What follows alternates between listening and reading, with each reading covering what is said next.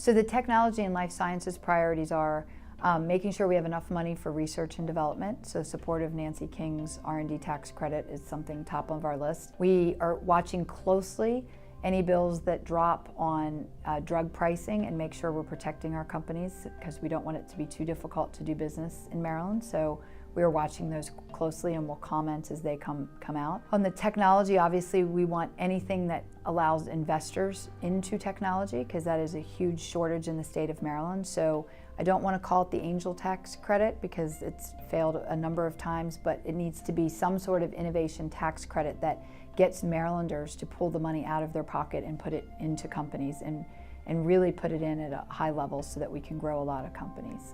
That's a huge priority for us. Cybersecurity and biotech tax credits for giving those companies additional incentive to stay here in Maryland. There should be bills dropping to lengthen the time that those are around, and we would definitely weigh in on those bills too in support of those. We haven't seen a lot of bills drop just yet on that, but we are watching those obviously to make sure that we can get talent. Workforce development is a huge priority in the state of Maryland, and we have a huge shortage in the tech world for qualified skilled workers, so we need to make sure that we don't have too much traffic to go up the 270 corridor, anything that helps that traffic.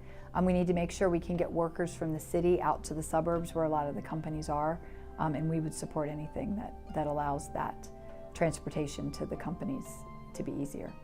We're not an official position, but we will support anything that brings money into the pockets of our companies in the cyberspace. I believe that a lot of states are coming after Maryland very, very rapidly. We definitely have the lead of any other state in the country right now, but we have a number of them on our heels. So we need to make sure that we take the companies that are here and keep them here. And we should be drawing more companies in here since we have the biggest base in the country on that. So we definitely need to get investment in so that we can stay ahead of the curve. Traditionally, the tech councils have not taken a strong position in workforce development, but when we survey our companies, the biggest concern they have is that there will be a talented workforce available for them when they come out.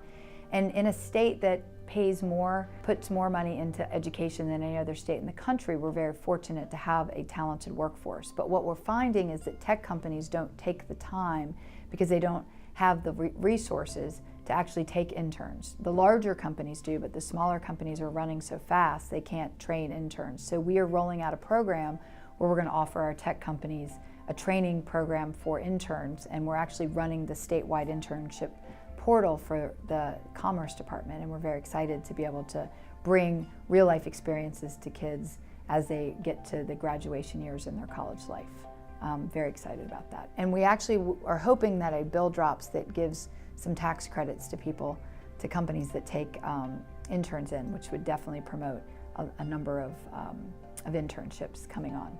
The other thing that we're doing is we're working with the Department of Labor on the apprenticeship program, because not everyone wants to go to college and not everyone wants a four-year degree.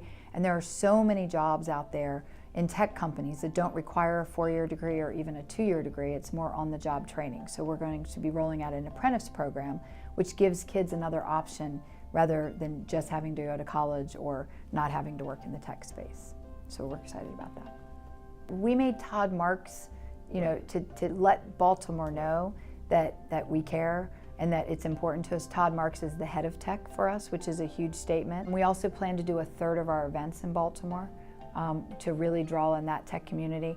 Partnering with Betamore, I'm actually meeting with Jen on Wednesday to set that up. It's kind of all rolling in really quickly, but we're really excited about what Baltimore has to offer. We're talking to a number of people in Baltimore about joining our board that are at high levels, which would be, newsworthy when it happens. So I can't really tell you because they haven't agreed to it yet, but they're seriously considering it. So we are really excited about what Baltimore has done and want to get that excitement and sprinkle it throughout the state, because I think it would make a huge difference in the state if we had that energy of what Baltimore has grown throughout the rest of the state.